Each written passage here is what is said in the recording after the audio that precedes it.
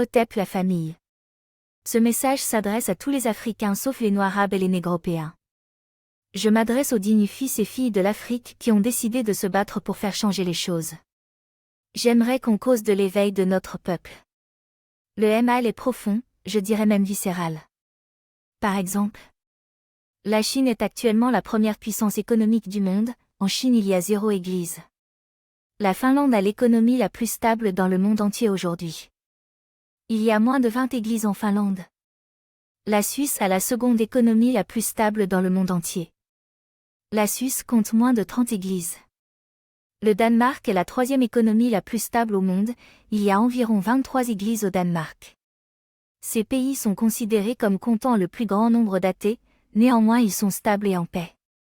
Venez en Afrique, il y a plus de 10 000 églises par région dont 4 000 églises dans la seule ville de Yaoundé. 4 100 églises dans la seule ville d'Abidjan. 7 000 églises dans la seule ville de Kinshasa.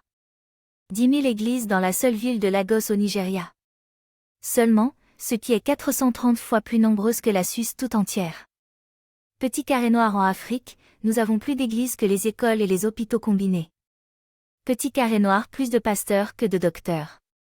Tout le monde est né de nouveau. Tout le monde est couvert du sang de Jésus.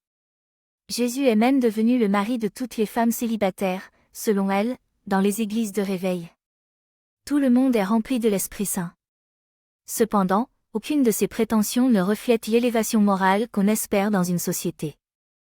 Nous sommes parmi les plus paresseux, les plus trompeurs, les plus corrompus, les plus hypocrites, les plus haineux qui existent sur la planète aujourd'hui, avec tout notre Jésus et l'Esprit Saint.